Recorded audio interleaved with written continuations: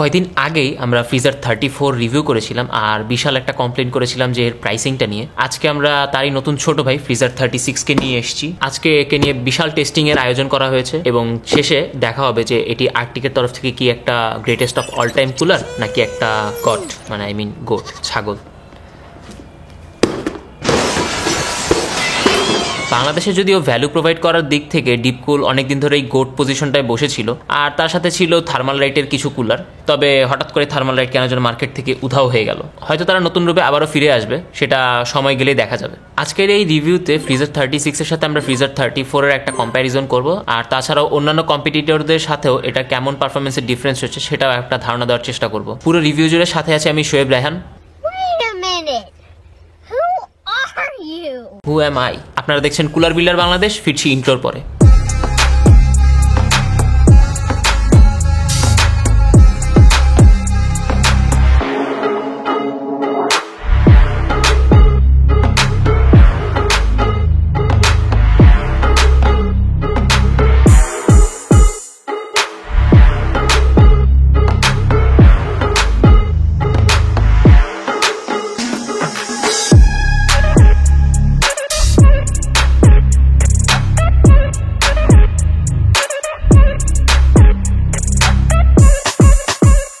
আর্কটিকের freezer 36 কুলারটি internationally 5টা ভ্যারিয়েন্টে পাওয়া যায়, তবে বাংলাদেশে মাত্র এর দুটো ভ্যারিয়েন্টই এসেছে। একটি হচ্ছে ব্ল্যাক ARGB এবং আরেকটি হচ্ছে হোয়াইট ARGB। ব্ল্যাক ARGBর দাম ধরা হয়েছে 4600 টাকা এবং হোয়াইট ARGBর দাম ধরা হয়েছে 4800 টাকা। যদিও দোকান ভেদে কিছুটা কম বেশি দামে আপনি পেয়ে যেতে পারেন, তবে শুধুমাত্র কেন এই দুটো ভার্সন আনা হয়েছে এবং বাকি অন্যান্য ভার্সনগুলো আনা হয়নি তার কোনো যৌক্তিক কারণ আমাদের কাছে নেই। বাকি যে 3টা ভার্সন আছে সেই 3টাই হচ্ছে নন ARGB ভার্সন, সেগুলোতে বিন্দুমাত্র কোনো RGBর ছোঁয়া নেই। তার মধ্যে একটি হচ্ছে সিলভার হিটসিঙ্কের সাথে ব্ল্যাক P12 ফ্যান, অন্যটি হচ্ছে সম্পূর্ণ ব্ল্যাক কালারের, আর আরেকটি যেটা আছে সেটা হচ্ছে CO এডিশন, অর্থাৎ কন্টিনিউয়াস অপারেশনের জন্য। সেটা মূলত হচ্ছে সার্ভার গ্রেডের ইউজার্সের জন্য বা 24/7 যারা রান করবেন তাদের জন্য স্পেসিফিক্যালি বানানো। এই CO ভার্সন আর হচ্ছে নন ARGB বা ARGB ভার্সনের সাথে খুব আহামরি ডিফারেন্স নেই, ডিফারেন্স শুধু আছে ফ্যানে। নন ARGB ভার্সনগুলোতে নর্মাল P12 ফ্যানগুলো ব্যবহার করা হয়েছে আর ARGB ভার্সনগুলোতে P12 PST ARGB ফ্যানগুলো ব্যবহার করা হয়েছে। আর অন্যদিকে যে CO ভার্সনটা আছে অর্থাৎ কন্টিনিউয়াস অপারেশনের জন্য, সেটিতে ফ্লুইড ডাইনামিক বিয়ারিং এর এগেইনস্টে বল বিয়ারিং গুলো ব্যবহার করা হয়েছে। কেন বল বিয়ারিং ব্যবহার করা হয়েছে তা নিয়ে বিস্তারিত ভিডিওতে জানা যাবে। আমাদের দেশের কনজিউমারদের মধ্যে সিঙ্গেল টাওয়ার কুলার খুবই জনপ্রিয়, তবে বাংলাদেশের সিঙ্গেল টাওয়ার কুলারগুলো খুবই চিপ রেটেড বা বেশিরভাগ কনজিউমারই চিপ রেটের মধ্যে কিনতে পছন্দ করেন, সেই তুলনায় এটির দাম একটু বেশি। চলুন দেখে নেওয়া যাক এই দামি কুলারের কারা কারা কম্পিটিটর রয়েছে। প্রথমে আছে ডিপকুল AG400 প্লাস 2300 থেকে 2400 টাকা এবং এটার ডিজিটাল ভার্সন নিলে আপনাকে গুনতে হবে 3800 টাকা। এরপরে আছে thermal light assassin spirit 120 V2 plus 2700 থেকে 2800 টাকা। এরপরে রয়েছে ডিপকুলের AK400 জিরো ডার্ক প্লাস 3500 থেকে 3700 টাকা। Thermalright burst assassin 120 evo dark 4400 টাকা। থার্মাল রাইটের এই কুলারের স্পেক্স এবং হচ্ছে ওভারঅল লুকস দেখে বোঝা যাচ্ছে এটি একটি ইনসেন লেভেলের কুলার, তবে আমাদের হাতে না থাকে আমরা বলতে পারছি না এর পারফরমেন্স কেমন হবে। তবে আশা করছি যেহেতু এতে খুবই স্পেসিফিকেশন ভালো, সেই হিসেবে এর পারফরমেন্সও দুর্দান্ত হওয়ার কথা। এরপরে আছে থার্মালটেক টাফ এয়ার 510 4500 টাকা। ডিপকুল AG620 3800 টাকা। যদি আপনি ব্ল্যাক ARGB ভার্সন নেন তাহলে আপনাকে গুনতে হবে 4650 টাকা। ডিপকুল AK500 জিরো ডার্ক এর দাম হচ্ছে 4900 টাকা। এরপরে রয়েছে thermal light Peerless assassin 120 SE black 5000 টাকা। যেহেতু আমরা 4500 টাকার রেঞ্জে চলে এসেছি এবং এই রেঞ্জে প্রায় ডুয়াল টাওয়ার কুলারগুলোই পাওয়া যায়, সেক্ষেত্রে আমরা আগেরবারও বলেছিলাম যে কিছুটা যৌক্তিক যে আপনি ডুয়াল টাওয়ার কুলারই প্রেফার করবেন। তারপরও যে ডুয়াল টাওয়ার কুলারগুলো আপনি এই রেঞ্জে পাবেন সেগুলো খুবই বেসিক এবং দেখতে খুবই সাদামাটা লাগে। তবে আপনি যদি একটা ভালো ব্র্যান্ডের ভালো কোয়ালিটির কুলার চান তখন আপনাকে কিছু এক্সট্রা ট্যাক্স গুনতেই হয়, আর সেটা এখনো ব্যতিক্রম কিছু না। এই বাড়তি ট্যাক্সের কারণে আপনাকে এখনো এই সিঙ্গেল টাওয়ার কুলারই কিনতে হচ্ছে। এবারে আনবক্সিং। খুবই স্লিক মিনিমাল একটি বক্স, খুললে অনেকগুলো কার্ডের বক্সের মধ্যে দেখা যায় কুলারটিকে খুব সিকিউর ভাবে রাখা হয়েছে। বক্সটি খুললে পরে হিট পাইপগুলো সবার আগে চোখে পড়বে এবং দেখা যাবে যে হিট পাইপগুলোকে উপরের দিকে রাখা হয়েছে। হিট পাইপগুলোকে উপরের দিকে রাখার একটা কারণ হচ্ছে যে ট্রান্সপোর্টেশনে যাতে কোনো কারণে ড্যামেজ না হয়। আগের কুলারের ক্ষেত্রে আমরা দেখেছিলাম যে হিট পাইপগুলোকে নিচের দিকে রাখা হয়েছে, অনেক সময় কুলারের বক্সগুলো পড়ে গেলে নিচের দিকটা ভালো একটা ইম্প্যাক্ট পড়ে, যার কারণে অনেক সময় নিচের এই নরম হিট পাইপগুলো ড্যামেজ হতে পারে। বক্সের মাঝখানের দিকে হিটসিঙ্কগুলো থাকলেও তার দুই পাশে রয়েছে দুটো ফ্যান এবং ফ্যানগুলো কার্ডের বক্সের মধ্যে সেফ ভাবে রাখা হয়েছে। বক্সের ডানে এবং বামে রয়েছে অ্যাক্সেসরিজের পোর্শন, এক পাশে রয়েছে ইন্টেলের নিউ কন্ট্যাক্ট ফ্রেম, আর অন্য পাশে রয়েছে বাকি অন্যান্য সব স্ক্রু, থার্মাল পেস্ট, ড্রাইভার এবং নাইলনের স্পেসার্স এবং মাউন্টিং ক্লিপ। এই কুলারে আগের থেকে অ্যাক্সেসরিজের পরিমাণ অনেক কমে গিয়েছে, তার কারণ হচ্ছে যে সকেট সাপোর্ট কমানো হয়েছে। বেশিরভাগ ক্ষেত্রে নতুন সিপিউর যে সকেট সাপোর্ট সেগুলোই দেওয়া হয়েছে। সকেট সাপোর্ট হিসেবে থাকছে যে ইন্টেলের LGA 1700 এবং 1851 এবং AMDর ক্ষেত্রে রয়েছে AM5 এবং AM4 সিপিউ, যার দরুন খুব বেশি একটা অ্যাক্সেসরিজের দরকার নেই। খুবই ছোট্ট একটা অ্যাক্সেসরিজের প্যাকেটের মধ্যে বেশিরভাগ প্রয়োজনীয় জিনিসপত্র আছে। মাঝে ডিপকুল কিছুটা নতুনত্বের ছোঁয়া দিয়েছিল, একটু চেক বক্সের ডিজাইন একটু সুন্দর লাগতো। তারপর থেকে আসলে নতুন কোনো ইউনিক ডিজাইন দেখা যাচ্ছিল না। আর আর্টিকের ক্ষেত্রেও ডিজাইনটা যে খুব ইউনিক এমন কিছু না, তবে ডিজাইনটা খুবই মিনিমাল এবং স্লিক, যার কারণে দেখতে খুবই সুন্দর লাগে, আবার অনেকের কাছে খুবই বেসিকও লাগতে পারে। তবে বর্তমানে মার্কেটে যেসব সিঙ্গেল টাওয়ার কুলার আছে তার থেকে লুকস ওয়াইজ এটাকে আপনাকে উপরে রাখতেই হবে। এই কুলারের উপরের দিকে একটা থিক অ্যালুমিনিয়ামের প্লেট আছে, যার মাঝখানে নিকেল প্লেটেড আর্টিকের লোগো দেওয়া আছে। এটা এই কুলারের অ্যাস্থেটিক্সের মাত্রায় আরেকটা নতুনত্ব যোগ করেছে। আগে আমরা ডিপ কুলারগুলোতে দেখতাম প্লাস্টিকের কভার, যার তুলনায় এটাকে বেশ প্রিমিয়াম এবং বেটার লাগে। আর এটাকে স্ক্রু দিয়ে খোলা যায় এবং খুললে পরে ভিতরের যে হিট পাইপগুলো আছে সেগুলোকে দেখা যায়। অ্যাকচুয়ালি এটাকে দেওয়া হয়েছে এই হিট পাইপগুলোকে লুকানোর জন্যই, যাতে একটা মিনিমাল লুকস পাওয়া যায়। আর এই টপ কভারটাকে খোলার পরে আপনারা ফ্যান লাগানোর যে নতুন সিস্টেম আছে সেটার জন্য যে প্লাস্টিকের যে ফ্রেম দেওয়া আছে সেগুলোকে আপনারা চাইলে খুলতে পারবেন।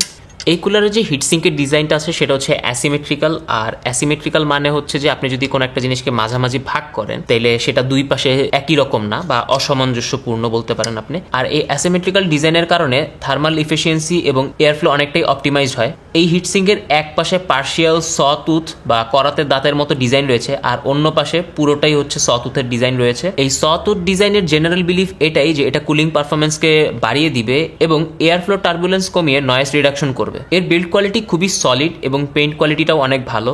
এই কুলারটাকে আপনি হাতে নেওয়ার পরে যদি অন্য কোনো কুলার আপনার হাতে নিয়ে থাকেন তখন আপনার কাছে অন্যান্য সব কুলারই একটু চিপ ফিল হবে। এই কুলারের সবচেয়ে ইউনিক ব্যাপারটা হচ্ছে এর ফ্যান মাউন্টিং সিস্টেম। এই ধরনের ফ্যান মাউন্টিং সিস্টেম আগে কখনো দেখা যায়নি, তো আপনি এটার জাস্ট একটা স্ন্যাপিং সাউন্ডটা শুনলে বুঝতে পারবেন।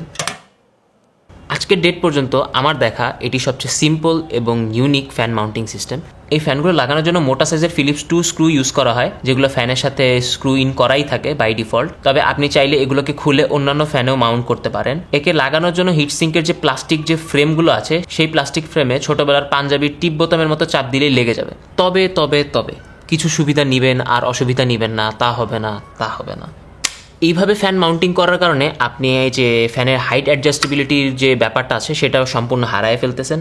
আপনার কাছে কোনো অপশনই নাই যে ফ্যানের হাইটটা আপনি একটু উপর নিচে করবেন, কারণ এটাকে টিপ বোতামের মতো আপনি লাগাই দিচ্ছেন, তো এখানে স্লাইড করার বা উপরে নিয়ে যাওয়ার কোনো অপশন নেই। তবে সেটাও মেজর কোনো কনসার্ন হওয়ার কথা না, অ্যাজ এটা সিঙ্গেল টাওয়ার কুলার এবং র্যাম ক্লিয়ারেন্সের কোনো ইস্যু নাই। সেই ক্ষেত্রে আপনার ফ্যান উঠানো নামানোরও কোনো দরকার নেই, বরঞ্চ এটার কারণে আপনি খুবই মিনিমাল এবং ক্লিন একটা লুক পাবেন। কুলারটিতে ARGB থাকার কারণে বেশ সুন্দর বা অ্যাট্রাকটিভ লাগছে এবং এর ARGB যে ট্রানজিশনগুলো আছে সেগুলো খুবই স্মুথ। এই কুলারের ফ্যানগুলোতে 12টা ইন্ডিভিজুয়াল কন্ট্রোলেবল LED আছে, যাকে আপনি সফটওয়্যার দিয়ে কন্ট্রোল করতে পারবেন। বেশিরভাগ মাদারবোর্ডের সফটওয়্যার কম্প্যাটিবিলিটি এই কুলারের সাথে আছে। তারপরেও কোনো কারণে যদি আপনার মাদারবোর্ডের সফটওয়্যারের সাথে এই কুলারের ARGB কম্প্যাটেবল না হয় সেক্ষেত্রে আপনি সিগন্যাল ARGB ইউজ করতে পারেন, এবং আর্টিকের সাথে সিগন্যালের একটা বেশ ভালো একটা কোলাবোরেশন রয়েছে, যার কারণে হয়তো আপনি বেশ ভালো কিছু ARGB লুকসও পেতে পারেন। আর এই ARGB ভার্সনের কুলারগুলো নন ARGB থেকে একটু বেশি সুন্দর। তবে কেউ যদি স্টেলথ লুক পছন্দ করে থাকেন তার জন্য হচ্ছে নন ARGB যে ব্ল্যাক ভার্সনটা আছে সেটাই খুবই মানানসই হবে। এবারে এর হিট সিঙ্ক এবং হিট পাইপ নিয়ে কথা বলা যাক। 4টা 6 মিলিমিটারের হিট পাইপ ডিরেক্ট কন্ট্যাক্ট করেছে।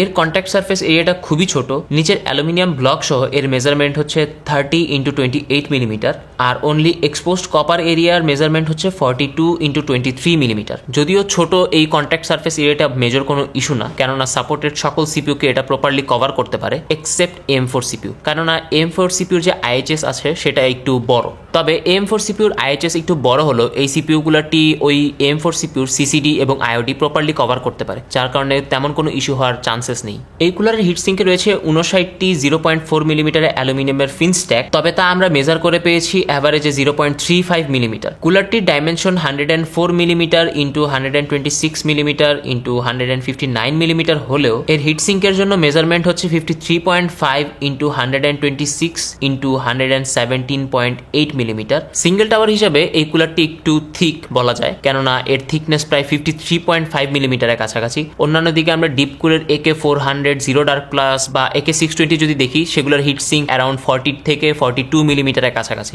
সেই তুলনায় সিঙ্গেল টাওয়ার হিসেবে এটা বেশ মোটাই বলা যায়। তবে AK500 এর মতো অতটাও মোটা না, কেননা AK500 অলমোস্ট 90 মিলিমিটারের মতো থিক। ক্যালকুলেট করলে এর কুলিং সারফেস ভলিউম দাঁড়ায় 48.46 কিউবিক ইঞ্চ, যা ফ্রিজার 34 থেকে 25% বেশি। আর যেহেতু এটি একটি single tower cooler, RAM clearance নিয়ে তেমন কোনো প্যারাই থাকছে না। এবারে ফ্যান।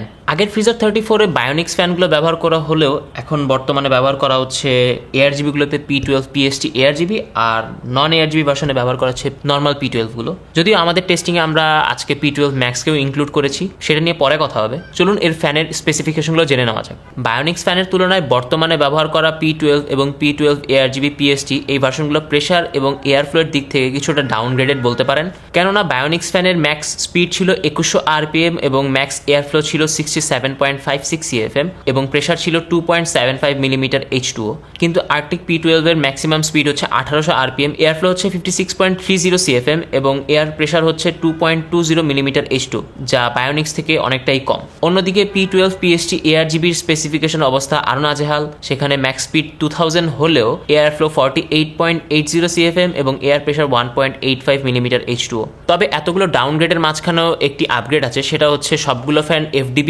হলেও P12 এবং P12 PST ARGB-তে সাউন্ড লেভেল বায়োনিক্স থেকে অনেকটাই কম, যার কারণে আপনি আগের থেকে বেশ নিরিবিলি পরিবেশে কুলার ব্যবহার করতে পারবেন। তো এই তো গেল ARGB আর নন ARGB ফ্যানের ডিফারেন্স। তবে CO বা কন্টিনিউয়াস অপারেশনের জন্য যে ভার্সনটা ব্যবহার করা হচ্ছে, সেখানে ব্যবহার করেছে জাপানিজ বল বেয়ারিং। তো আমরা তো ইউজুয়ালি জানি যে ফ্লুইড ডাইনামিক বেয়ারিংই সবচেয়ে ভালো। তো হঠাৎ করে কেন ওগুলোতে ফ্লুইড ডাইনামিক বেয়ারিং এর বদলে জাপানিজ বল বেয়ারিং কেন ব্যবহার করলো? এর রিজন হচ্ছে বল বেয়ারিং গুলো খুবই হাই টেম্পারেচারের রেজিস্ট্যান্স হয় এবং যে কোনো ধরনের হার্শ এনভায়রনমেন্ট, ডাস্ট এই ধরনের ক্ষেত্রে খুবই ইফেক্টিভ হয়। অন্যদিকে ফ্লুইড ডাইনামিক বেয়ারিং খুবই সাইলেন্ট অপারেশনের জন্য বানানো হয় এবং বেটার লংজিভিটির জন্য বানানো হয়। তবে হাই টেম্পারেচার এবং হার্শ এনভায়রনমেন্টে এগুলো বেশি দিন সার্ভাইভ করতে পারে না।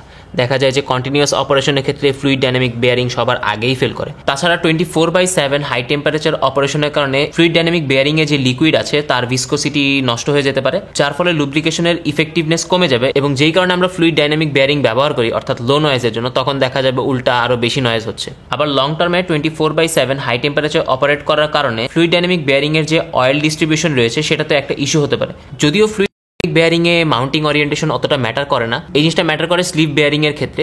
যদিও আমরা এখানে স্লিপ বেয়ারিং নিয়ে কথা বলছি না, জাস্ট কথার প্রেক্ষিতে বলা আর কি। বল বেয়ারিং গুলো হার্শ এনভায়রনমেন্ট ও ডাস্টি এনভায়রনমেন্টে খুব একটা ড্যামেজ হয় না। তাছাড়াও আরেকটি ইম্পর্টেন্ট রিজন হচ্ছে বল বেয়ারিং এর লাইফ স্প্যান শেষ হয়ে আসলে সেটা প্রেডিক্ট করা যায়। অন্যদিকে FDB'র লাইফ স্প্যান শেষ হয়ে গেলে সেটা প্রেডিক্ট করাটা একটু টাফ। এইসব দিক বিবেচনা করেই CO ভার্সনে ফ্লুইড ডাইনামিক বেয়ারিং বাদ দিয়ে বল বেয়ারিং ব্যবহার করা হয়েছে।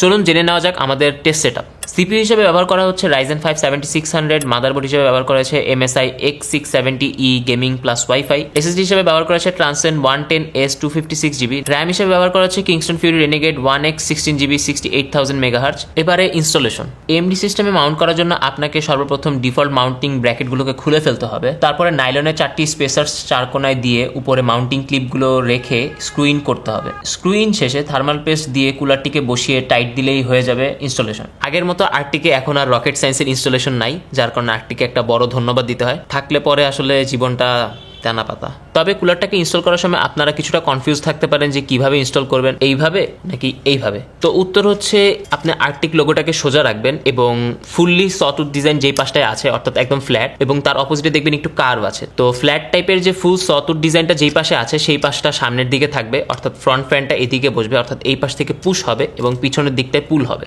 এবং পুলের পাশটা অবশ্যই কার্ভ এবং পার্শিয়াল সটুথ ডিজাইন। এবারে টেস্টিং মেথোডোলজি। যারা আমাদের কুলার রিভিউ অনেকদিন ধরে ফলো করছেন তারা হয়তো এর সাথে অলরেডি পরিচিত, নতুন কিছু বলার নেই। আমরা সিনেবেঞ্চ R23-তে 10 মিনিটের সিঙ্গেল কোর এবং 10 মিনিটের মাল্টিকোর স্ট্রেস টেস্ট রান করে থাকি, এবং সেক্ষেত্রে সিপিইউটাকে আমরা অনেক সময় ডিফল্ট কনফিগারেশনে, অনেক সময় বিভিন্ন লকড কনফিগারেশনে রেখে টেস্ট করে থাকি। আমাদের AMD টেস্ট সিস্টেমে আমরা সবসময় পিবিও এনেবল করে টেস্ট করে থাকি। কে বা কারা কেন পিবিও অফ করে টেস্ট করবেন সেটার আসলে যৌক্তিকতা আমরা দেখছি না। এবারে টেস্টিং রেজাল্টস। টেস্টিং রেজাল্টের পার্টটা আজকে বেশ বড়ই হতে চলেছে, একটু ধৈর্য নিয়ে এবং খুব কান খাড়া করে শুনতে হবে আপনাকে, কেননা এত পরিমাণে ডেটা আপনার মাথার উপর দিয়েও যেতে পারে। ফার্স্টে আমরা হোয়াইট ARGB কুলারটাকে ডিফল্ট ডিফল্ট PWM স্পিডে রেখে টেস্ট করব, কেননা মোস্ট অফ দ্য কনজিউমার বাসায় নিয়ে এই স্পিডে রেখে দিবেন, কখনো বায়োস থেকে টুইক করবেনও না। তো চলুন এই রেজাল্টটা দেখে নেওয়া যাক। সিঙ্গেল করে ম্যাক্স টেম্পারেচার ছিল 78.1 ডিগ্রি সেলসিয়াস, অ্যাভারেজ ছিল 51.3 degree Celsius. Power consumption max ছিল 84.7 ওয়াটস এবং অ্যাভারেজ ছিল 31.7 ওয়াট। এ সময় অ্যাভারেজ ক্লক স্পিড ছিল 4 গিগাহার্টজ। ফ্যানের RPM ম্যাক্স ছিল 1452 RPM এবং অ্যাভারেজ ছিল 977 RPM। এরপরে 10 মিনিট মাল্টিকোর স্ট্রেস টেস্টে ম্যাক্সিমাম টেম্পারেচার ছিল 82 ডিগ্রি সেলসিয়াস, অ্যাভারেজ ছিল 77.2 degree Celsius. Power consumption maximum ছিল 90.2 ওয়াটস এবং অ্যাভারেজ ছিল 88.96 ওয়াটস। ক্লক স্পিড এই সময় অ্যাভারেজ ছিল 4.9 গিগাহার্টজ এবং ফ্যান স্পিড ম্যাক্সিমাম ছিল 1948 RPM এবং অ্যাভারেজ ছিল 1825 RPM। সেম টেস্ট সিনারিওতে 30 মিনিট ভ্যালোরেন্ট গেম প্লেতে ম্যাক্সিমাম টেম্পারেচার ছিল 75.5 ডিগ্রি সেলসিয়াস এবং অ্যাভারেজ ছিল 52.8 degree Celsius. CPU package power maximum ছিল 88.6 ওয়াট এবং অ্যাভারেজ ছিল 45.63 ওয়াটস। ক্লক স্পিড ছিল অ্যাভারেজ 4.5 গিগাহার্টজ এবং ফ্যান স্পিড ছিল ম্যাক্সিমাম 1589 RPM এবং অ্যাভারেজ ছিল 1035 RPM। এবার এই কুলারের ফুল পোটেনশিয়াল বোঝার জন্য আমরা ফ্যান স্পিড ম্যাক্সিমাম করে দিব। ফ্যান স্পিড 2000 কথা হওয়ার থাকলেও আমরা ম্যাক্সিমাম 1950 প্লাস মাইনাস পেয়েছি, তবে 2000 কখনো টাচ করেনি। ফুল স্পিডে সিঙ্গেল করে ম্যাক্স টেম্পারেচার ছিল 76.8 ডিগ্রি সেলসিয়াস, অ্যাভারেজ ছিল 49.6 degree Celsius. Power consumption max ছিল 86.6 ওয়াট এবং অ্যাভারেজ ছিল 33.29 ওয়াটস। মাল্টিকোর স্ট্রেস টেস্টে ম্যাক্সিমাম টেম্পারেচার ছিল 80.3 ডিগ্রি সেলসিয়াস, অ্যাভারেজ ছিল 75.9 ডিগ্রি সেলসিয়াস। সিপিইউ প্যাকেজ পাওয়ার ছিল ম্যাক্সিমাম 90.2 ওয়াটস এবং অ্যাভারেজ ছিল 88.94 ওয়াটস। ক্লক স্পিড ছিল অ্যাভারেজ 4.9 গিগাহার্টজ। তো আশা করি আপনারা বুঝতেই পারছেন যে ফ্যান স্পিডের উপরে একটা সিপিইউ কুলারের পারফরমেন্স কতটা ডিপেন্ডেন্ট। এই ক্ষেত্রে আমরা প্রায় 1.5 থেকে 2 ডিগ্রি সেলসিয়াসের মতো টেম্পারেচার কমিয়ে আনতে সক্ষম হয়েছি। আর আর্কটিকের ফ্যানগুলো সাধারণত ফুল স্পিডে রান করলেও কোনো প্রবলেম হয় না, কোনো নয়েজ শোনা যায় না, যেখানে অন্যান্য ব্র্যান্ডের ফ্যানগুলোকে ফুল স্পিডে ছাড়লেই ভুম আওয়াজ শোনা যায়। তো আমি নিজে পার্সোনালি ডিপকুল ইউজ করি এবং সেটার ক্ষেত্রে দেখা যায় যে অ্যারাউন্ড 1500 থেকে 1600 RPM এর ফুল স্পিডে রান করলে খুব মারাত্মক একটা নয়েজ শোনা যায়। বাট এখানে আর্কটিকের প্রায় 2000 বা 1800 RPM এর ফুল স্পিডের ফ্যানগুলো তো তেমন কোনো নয়েজ পাওয়া যায় না। কানটাকে একদম কুলারের কাছে নিয়ে আসলে হালকা হয়তো বা একটু হামিং নয়েজ শোনা যায়, বাট সেটা আসলে আপনি কেসের মধ্যে থেকে জীবনে ফিল করতে পারবেন না। তো যেহেতু আর্কটিকের ফ্যানগুলোকে ফুল স্পিডে রান করলেও কোনো প্রবলেম হয় না, অর্থাৎ নয়েজ পাওয়া যায় না, সেক্ষেত্রে আমাদের সাজেশন থাকবে বেটার পারফরমেন্স পাওয়ার জন্য আপনারা সবসময় আর্কটিকের ফ্যানগুলোকে ফুল স্পিডে রান করবেন। তো এই টেস্টিং এর সময় আমাদের সিপিইউর ম্যাক্স ক্লক স্পিড এবং এভারেজ ক্লক স্পিড ছিল 5 গিগাহার্টজ, যেহেতু লকড অবস্থায় ছিল। এই টেস্টিং এর সিঙ্গেল কোরের ম্যাক্স টেম্পারেচার ছিল 59 ডিগ্রি সেলসিয়াস, এভারেজ ছিল 42.8 degree Celsius. Power consumption max ছিল 66.76 ওয়াট এবং এভারেজ ছিল 29.52 ওয়াটস। এক্ষেত্রে বলে রাখা ভালো, ফ্রিজার 34 এর সেম টেস্ট কেস সিনারিওতে ম্যাক্স টেম্পারেচার ছিল 51 ডিগ্রি সেলসিয়াস এবং এভারেজ টেম্পারেচার ছিল 46.9 degree Celsius. Power consumption maximum ছিল 37.3 ওয়াটস এবং এভারেজ ছিল 27.5 ওয়াটস। মাল্টিকোর স্ট্রেস টেস্টে ম্যাক্সিমাম টেম্পারেচার ছিল 71.8 ডিগ্রি সেলসিয়াস এবং এভারেজ ছিল 69.8 degree Celsius. Power consumption maximum 82.3 watt এবং এভারেজ 80.288 ওয়াটস। এবং ফ্রিজার 34 এর সময় ম্যাক্সিমাম টেম্পারেচার ছিল 68.3 ডিগ্রি সেলসিয়াস এবং এভারেজ ছিল 67.2 ডিগ্রি সেলসিয়াস। পাওয়ার কনজাম্পশন ছিল ম্যাক্সিমাম 67.66 ওয়াটস এবং এভারেজ ছিল 66.08 ওয়াটস। এখন বলে রাখা ভালো, এই ফ্রিজার 34 এর সময় ম্যাক্সিমাম ফ্যান স্পিড ছিল 2100 RPM, কেননা বায়োনিক্স ফ্যানের ফ্যান স্পিডগুলোর ম্যাক্সিমাম রেঞ্জ ছিল 2100 RPM। অন্যদিকে আমাদের ফ্রিজার 36 এর ফ্যানের স্পিড মাত্র ছিল 2000 RPM, কজ ARGB ভার্সনের ম্যাক্সিমাম রেঞ্জটা ছিল 2000 RPM। সো এই টেস্ট থেকে আপনারা হয়তো বা আইডিয়া করতে পারছেন যে বায়োসে হালকা পাতলা টুইক করলে আমরা কিভাবে বেটার পারফরমেন্স উইথ বেটার পাওয়ার এবং থার্মাল ম্যানেজমেন্ট পেতে পারি। এই কথাটা আসলে বোথ ইন্টেল এবং রাইজেনের জন্য সত্যি। আর মাদারবোর্ডের বায়োসটা একটা হিউজ সিপিইউ লাইনআপের জন্য টুইক করা থাকে বা ডিফল্ট সেটিংস দেওয়া থাকে, সেখানে আপনার স্পেসিফিক সিপিইউ বিভিন্ন ধরনের রেঞ্জে ভালো পারফর্ম করতে পারে। সেই জন্য বেটার অপশন হচ্ছে নিজের সিপিইউর জন্য নিজে বায়োস সেটিংস টুইক করে নেওয়া, যার কারণে আপনি আসলে সব দিক থেকে লাভবান হবেন। যদিও আমরা বায়োসে তেমন কোনো এক্সট্রিম লেভেলের টুইকিং করি নাই, জাস্ট বেসিক একটা হালকা পাতলা টুইক করেছি। তো আপনারাও চাইলে এই ধরনের টুইক করতে পারেন। ইউজুয়ালি আমরা বিভিন্ন ভিডিওতে এই ধরনের ছোটখাটো জিনিসপত্র বলে থাকি। আপনারা যদি এইসব জিনিসপত্র অনেক সময় খেয়াল করে থাকেন, সেক্ষেত্রে আপনাদেরও অনেক সময় সিপিইউ বা কুলিং এর বিভিন্ন সমস্যা থেকে আপনারা রেহাই পেতে পারেন। বর্তমানে মার্কেটে অ্যাভেলেবল সিঙ্গেল টাওয়ার কুলারগুলো বেশিরভাগই ডুয়াল ফ্যানের হয় না, অল্প কিছুই শুধুমাত্র ডুয়াল ফ্যান কনফিগারেশন হয়, আর বেশিরভাগ কুলারগুলোই হয় সিঙ্গেল ফ্যানের, অর্থাৎ শুধুমাত্র পুশ কনফিগারেশনে থাকে। তো আপনারা যাতে বেটার একটা কম্প্যারিজন ওভারভিউ পেতে পারেন, সেজন্য আমরা এই কুলারটিকে একটা সিঙ্গেল ফ্যান ভার্সনও টেস্ট করে দেখব। সিঙ্গেল ARGB ফ্যান ব্যবহার করার সময় সিঙ্গেল কোর স্ট্রেস টেস্টে ম্যাক্সিমাম টেম্পারেচার ছিল 71.8 ডিগ্রি সেলসিয়াস এবং এভারেজ ছিল 48.9 degree Celsius. Power consumption maximum ছিল 82.04 ওয়াটস এবং এভারেজ ছিল 31.93 ওয়াটস। এভারেজ ক্লক স্পিড ছিল 4 গিগাহার্টজ। মাল্টিকোর স্ট্রেস টেস্টে ম্যাক্সিমাম টেম্পারেচার ছিল 71.1 ডিগ্রি সেলসিয়াস এবং অ্যাভারেজ ছিল 77.8 degree Celsius. Power consumption maximum ছিল 90.2 ওয়াটস এবং অ্যাভারেজ ছিল 89.05 ওয়াটস। অ্যাভারেজ ক্লক স্পিড ছিল 4.9 গিগাহার্টজ। এখন এখানে একটা জিনিস উইয়ার্ড লাগতে পারে, সেটা হচ্ছে সিঙ্গেল ফ্যান ইউজ করার পরেও সিঙ্গেল করে টেম্পারেচার অনেকটা কমে এসেছে, বরঞ্চ এখানে বাড়ার কথা। অ্যান্ড টু বি অনেস্ট এখানে বেড়েছেও। মাল্টিকোর স্ট্রেস টেস্টে আপনারা দেখতে পারবেন যে টেম্পারেচার অনেকটাই বেড়েছে, তবে সিঙ্গেল কোর স্ট্রেস টেস্টের সময় আপনারা যদি কথাগুলো খেয়াল করেন তখন দেখবেন যে আমরা প্রতিবারই পাওয়ার ড্র মেনশন করছি। এইখানে পাওয়ার ড্রটা অনেক কম হয়েছে, যার কারণে টেম্পারেচারও অনেক কম ছিল। সিপিইউর টেম্পারেচার এবং পাওয়ার ড্র এই জিনিসটা ওতপ্রোতভাবে জড়িত, অর্থাৎ পাওয়ার ড্র বাড়লে সিপিইউ টেম্পারেচারও এমনিতেই বেড়ে যাবে। তো আপনাদের কাছে সাজেশন থাকবে শুধুমাত্র সিপিইউ টেম্পারেচারের দিকে লক্ষ্য না রেখে সিপিইউর পাওয়ার ড্রয়ের দিকেও একটু নজর দেওয়ার জন্য। তো ঠিক এরকমই আরেকটি এক্সাম্পল আপনাদেরকে দিতে পারি। ভিডিওটা পিছনের দিকে একটু টানলে আপনারা 5 গিগাহার্টজের সময় যে আমরা টেস্টিংগুলো করেছি তখনের দিকে যদি একটু তাকান তখন দেখতে পারবেন যে পাওয়ার ড্র এবং টেম্পারেচার অনেক কম ছিল। সো পাওয়ার ড্রয়ের সাথে যে টেম্পারেচারের যে একটা বেশ ভালো সম্পর্ক, সেটা আপনারা ওই জায়গা এবং এই জায়গাতে খুব ভালোভাবে লক্ষ্য করতে পারছেন। আরেকটা জিনিস আপনাদেরকে আমরা জানিয়ে রাখতে চাই, আমরা আপনাদেরকে কখনো সিঙ্গেল টেস্ট রানের রেজাল্টস দিই না, বরঞ্চ আমরা আপনাদেরকে মাল্টিপল টেস্ট রান করে সেটার অ্যাভারেজ দিয়ে থাকি। সেই জন্য আপনাদের কাছে রিকোয়েস্ট থাকবে যে আপনারা কখনো ম্যাক্স টেম্পারেচারের প্রতি নজর না দিয়ে বেশিরভাগ ক্ষেত্রে টোটাল ইউজেজের যে অ্যাভারেজ টেম্পারেচারটা ছিল সেটার দিকে নজর দিবেন। কেননা হঠাৎ করে সিপিইউর পাওয়ার কনজাম্পশন বেড়ে একটা পাওয়ার স্পাইক হতে পারে, সেই ক্ষেত্রে টেম্পারেচারের একটা হিউজ রেইজ দেখা যায়। তো সেটাই পরবর্তীতে কিন্তু ম্যাক্সিমাম টেম্পারেচার হিসেবে রেকর্ডেড হয়ে থাকে, কিন্তু সেটা কিন্তু সবসময় ছিল না, হয়তো বা 1 থেকে 2 সেকেন্ড ছিল। তো আপনাদের প্রতি রিকোয়েস্ট থাকবে আপনারা ম্যাক্স টেম্পারেচারের বদলে বেশিরভাগ ক্ষেত্রে টোটাল ইউজ কেস সিনারিওর অ্যাভারেজ টেম্পারেচারটার দিকে লক্ষ্য রাখবেন। এবার আমরা আরো কিছু এক্সটেন্ডেড টেস্টিং দেখবো, কেননা বাংলাদেশে নন এআরজিবি ভার্সনগুলো আসেনি, আর এআরজিবি ভার্সনের সাথে নন এআরজিবি ভার্সনের তেমন কোনো ডিফারেন্স নেই, জাস্ট ফ্যানগুলো সোয়াপ করে দিলেই হয়ে গেল।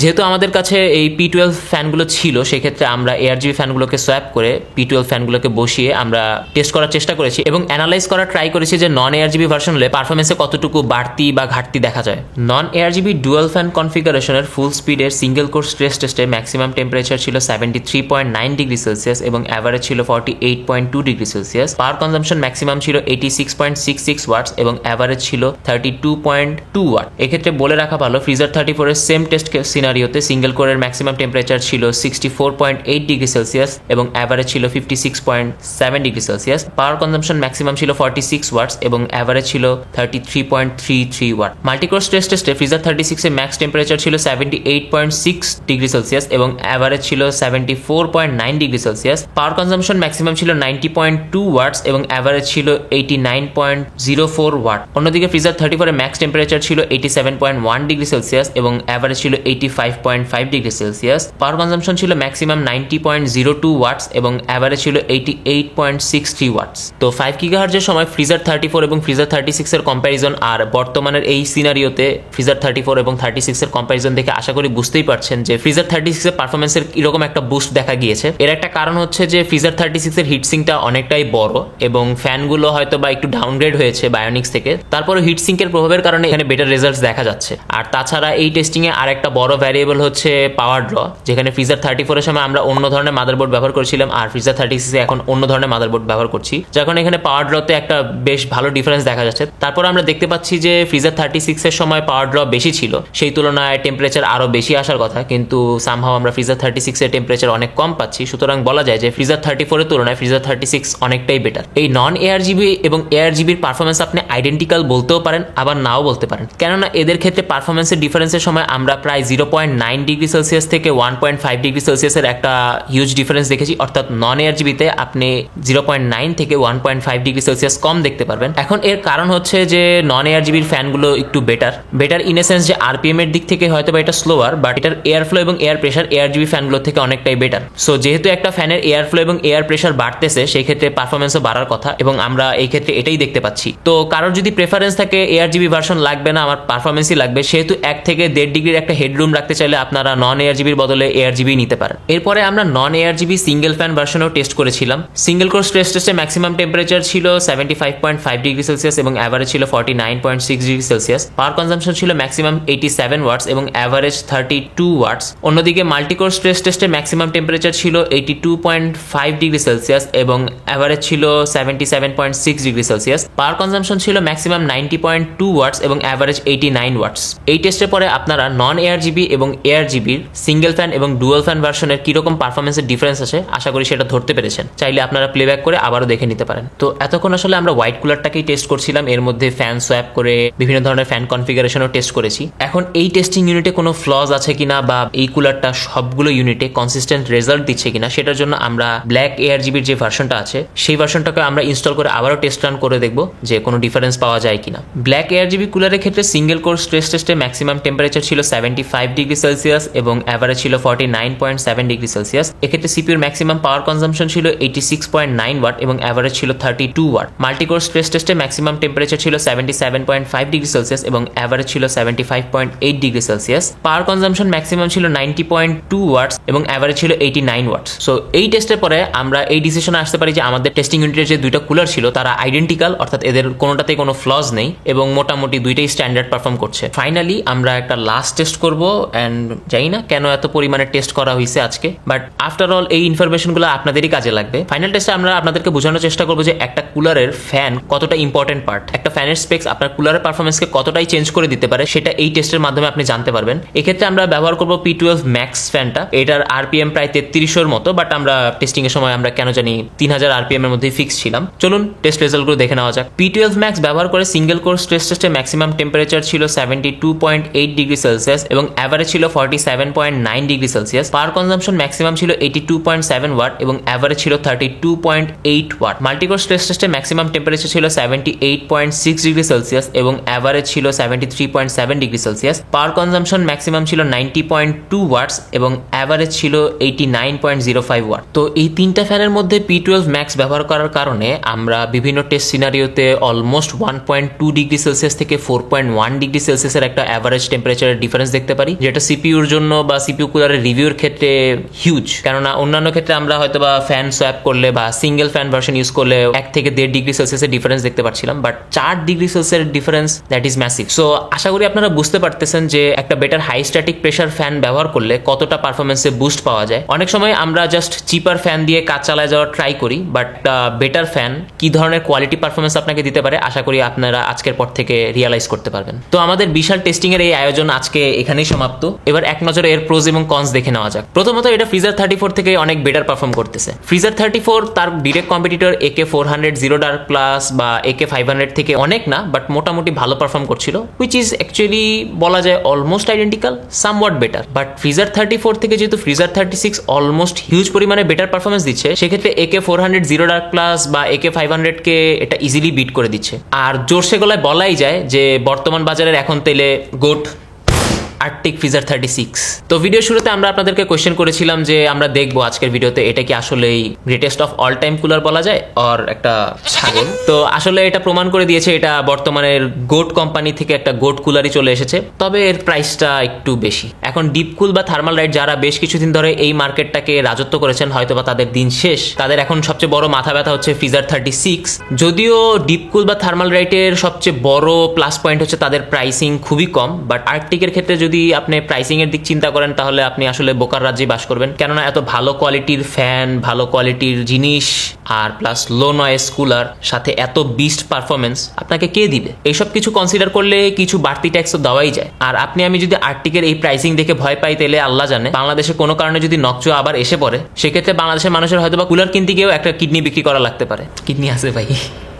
রিভিউ পারপাসে ফ্রিজার 36 যেহেতু ভালো করেছে তাই এর একটু সুনাম গিয়ে নিলাম, বাট মনে প্রাণে আমি নকচুয়ার ফ্যান। এই কুলারের আরেকটি ভালো দিক হচ্ছে এটা ফ্রিজার 34 থেকে মোর সাইলেন্ট, কারণ ফ্রিজার 34 এ বায়োনিক্সের যে ফ্যানগুলো ব্যবহার করা হয়েছিল সেগুলো একটু লাউডার ছিল, আর P12 বা P12 PST এগুলো হচ্ছে একটু কম লাউডার। সেক্ষেত্রে আপনি যদি কম্প্যারিজন নিজেও করে থাকেন আপনি নিজেও টের পাবেন যে আসলে কোনটা লাউড এবং কোনটা সাইলেন্ট। আর আগের সিরিজে আমরা যে কমপ্লেন করেছিলাম যে ফ্রিজার 34 এর প্রাইস অনেক বেশি ফ্রিজার 36 থেকেও, তো এটা একটা সুসংবাদই বলা যায়। ফ্রিজার 34 থেকে ফ্রিজার 36 এর প্রাইসটা অনেকটা কম, যদিও মার্কেট অ্যানালিসিস হিসেবে সিঙ্গেল টাওয়ার কুলার পুশপুল কনফিগারেশনের প্রাইসটা সামান্যই বেশি। অন্যদিকে আগে ফ্রিজার 34 এ ARGB'র কোনো সাপোর্ট ছিলই না, আর এখন তো ফ্রিজার 36 এ দুইটা ARGB'র ভার্সন আসছে। তাছাড়া অন্যদিকে যে CO ভার্সনটা অ্যাভেলেবল হয়েছে সেটা বাংলাদেশে হয়তো বা নেই, তবে আশা করছি খুবই শীঘ্রই চলে আসবে। সেটা মোটামুটি আপনি সার্ভার গ্রেডের বিভিন্ন কাজের জন্য আপনি ব্যবহার করতে পারবেন। এর আরো প্রোজের মধ্যে পড়ে এর স্লিক এবং মিনিমাল ডিজাইনটা, তাছাড়া এর বিল্ড কোয়ালিটি এবং পেইন্ট কোয়ালিটি তো আছেই। এত প্রোজের মধ্যে হয়তো বা ইম্পর্টেন্ট কয়েকটা প্রোজই ছিল হয়তো হয়তো বা এর হিট সিঙ্ক